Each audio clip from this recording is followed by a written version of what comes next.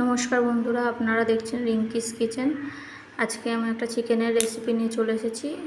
এই চিকেনের রেসিপিটার নাম হলো চিকেন মশলা কোরমা। তাহলে রেসিপিতে চলে যাওয়া যাক। প্রথমে আমি গ্যাসে কড়া বসিয়ে দিয়েছি এবং 3 টেবিল চামচ মতন রান্নার তেল দিয়ে দিচ্ছি এবং একটা পেঁয়াজ কুচি করে রেখেছিলাম সেটাকেই দিয়ে দিলাম।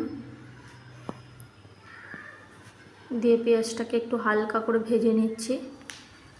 পেঁয়াজটাকে বেশি ভাজার প্রয়োজন নেই এবং দুটো মাঝারি সাইজের পেঁয়াজ আমি বেটে রেখেছিলাম সেটাকেই দিয়ে দিলাম। দিয়ে আবারও পেঁয়াজটার সঙ্গে একটুখানি পেঁয়াজ ভেজে নিচ্ছি এবং 2 টেবিল চামচ আদা রসুনের পেস্ট দিয়ে দিচ্ছি।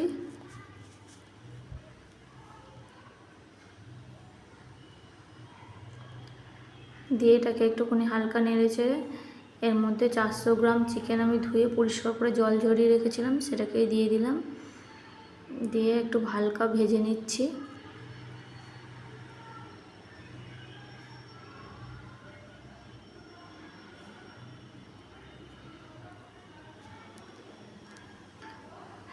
এবং 6-7টা কাজু বাদাম আমি বেটে রেখেছিলাম সেটাকেই দিয়ে দিচ্ছি। 1 চামচ নুন দিচ্ছি।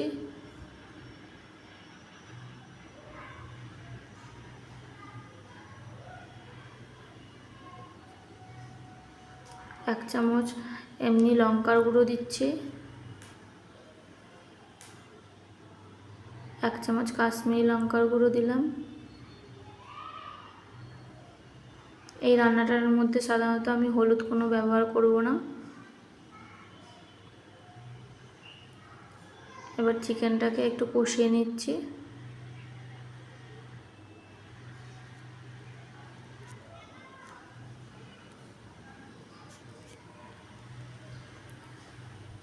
এবং 100 গ্রাম টক দই আমি ফেটিয়ে রেখেছিলাম সেটাকেই দিয়ে দিলাম।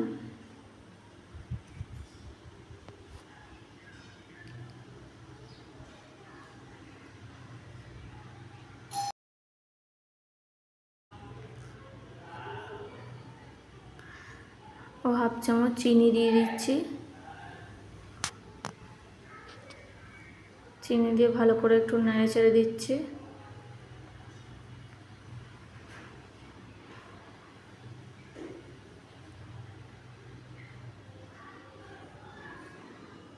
একটু নেড়ে চেড়ে দিয়ে এবার ঢাকনা চাপা দিয়ে আমি 15 মিনিটের জন্য রান্না করব। 15 মিনিট পরে ফিরে আসছি। দেখুন চিকেনটা থেকে কি সুন্দর তেল বেরিয়ে এসছে। আমাদের চিকেনটা মোটামুটি হয়ে গেছে। এবার এটাকে নামিয়ে নেব এবং গ্যাসে একটা ফ্রাইং প্যান বসিয়ে দিচ্ছি। 1 টেবিল চামচ তেল দিচ্ছি, তার মধ্যে একটা এলাচ, দারচিনি, লবঙ্গ, একটু সামান্য জিরে দিয়ে দিচ্ছি এবং কিউব করে রাখা ক্যাপসিকাম, পেঁয়াজ, টমেটো দিয়ে দিচ্ছি। দিয়ে এই ফোড়নটার সঙ্গে একটু হালকা ভেজে নিতে হবে, খুব বেশি ভাজার প্রয়োজন নেই।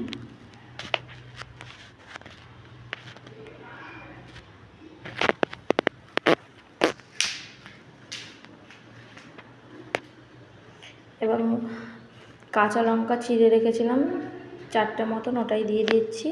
দিয়ে আবার একটু ভেজে নিচ্ছি। এটা আমাদের ভাজা হয়ে গেছে, এটাকে নামিয়ে নিচ্ছি এবং চিকেনের কড়াটার মধ্যে এই ফোড়নটাকে দিয়ে দিচ্ছি।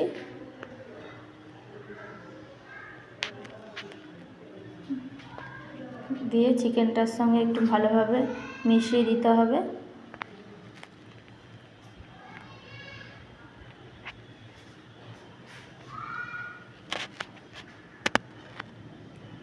চিকেনটা আমাদের হয়ে এসেছে।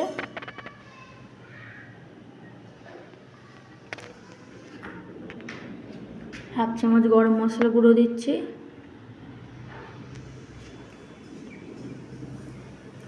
হাফ চামচ জিরে গুঁড়ো দিচ্ছি।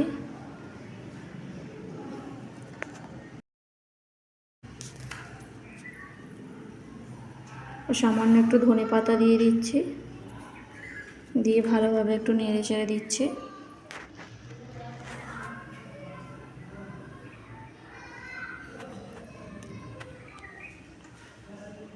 আমাদের চিকেন মশলা কোরমা রেডি।